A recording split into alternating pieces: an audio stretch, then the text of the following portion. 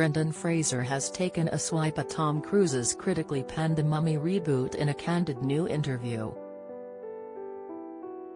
The actor, 53, who starred as adventurer Rick O'Connell in 3 of the hit franchise's films, said the 2017 box office flop lacked the fun seen in 1999's The Mummy, 2001's The Mummy Returns and 2008's The Mummy, Tomb of the Dragon Emperor. Brendan, who is hotly tipped for award-season success with his role in The Whale, told Variety, "It is hard to make that movie. The ingredient that we had going for our Mummy, which I didn't see in the new one, was fun. That was what was lacking in that incarnation. It was too much of a straight-ahead horror movie. The Mummy should be a thrill ride, but not terrifying and scary." The star said he would be open to reprising his role as the fearless Rick, saying, "I don't know how it would work.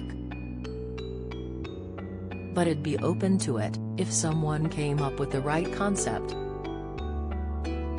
Oscar nominee Cruise had hoped to breathe new light into the Mummy franchise, but it was lambasted by critics and ended up losing Universal Studios between $60–100 million. In contrast, 1999's The Mummy made $416.4 million against an $80 million budget. IndieWire's David Ehrlich wrote at the time, "All of this is to say that not only is The Mummy the worst movie that Tom Cruise has ever made, it's also obviously the worst movie that Tom Cruise has ever made. It stands out like a flat note on a grand piano." Elsewhere in the interview, Brendan discussed the decision to shelve the $100 million Batgirl film, in which he starred as Dead Carson/Firefly. Warner Bros. Scrapped the origin film, which starred Leslie Grace in the titular role, after it received poor test reviews. It had been slated to be released on HBO Max later this year. Brendan said, "It's tragic. It doesn't engender trust among filmmakers and the studio.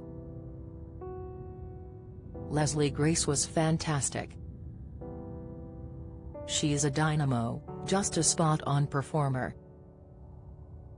Everything we shot was real and exciting and just the antithesis of doing a straightforward digital, all-green screen thing. They ran fire trucks around downtown Glasgow at 3 in the morning, and they had flamethrowers. It was a big-budget movie, but one that was just stripped down to the essentials." This comes after Brendan broke down in tears as he received a 5-minute standing ovation at the London screening of his new movie The Whale on Monday. The emotional display comes amid a lengthy press tour for his new project, which marks his triumphant return to Hollywood after a lengthy battle with depression.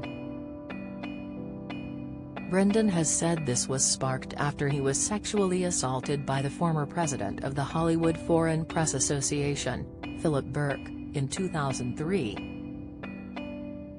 In a video shared by a guest at the premiere, an emotional Brendan is seen bowing to rapturous applause from the audience before embracing director Darren Aronofsky and screenwriter Samuel D. Hunter, who joined him on stage. Am I at Venice Film Festival? 5-minute standing ovation for Brendan Fraser's masterpiece performance in #The Whale. He had the crowd in the palm of his hand the entire movie. "My heart is in my throat," the audience member wrote alongside the video. Brendan was proudly supported by his glamorous partner Jean Moore as he graced the red carpet for the UK premiere on the 7th day of the BFI London Film Festival. The Whale, which will be released in cinemas in December, received its first premiere at the Venice Film Festival last month, and is quickly earning rave reviews as well as Oscars buzz for its lead star. In footage shared on social media following the film's Venice screening last month, Brendan fought back tears as he received another lengthy standing ovation. Fraser shot to stardom when he was cast in children's favorite film franchises George of the Jungle and The Mummy. His chiseled physique earned him a position as a Hollywood heartthrob as he thrashed around the sets performing stunts in high-action roles. But Fraser revealed in a later interview the toll the stunts had taken on his body. Alongside his physical injuries, Brendan also revealed in a 2018 GQ interview that he believed he had been blacklisted from Hollywood after he claimed he had been sexually assaulted by the former president of the Hollywood Foreign Press Association, Philip Burke, in 2003.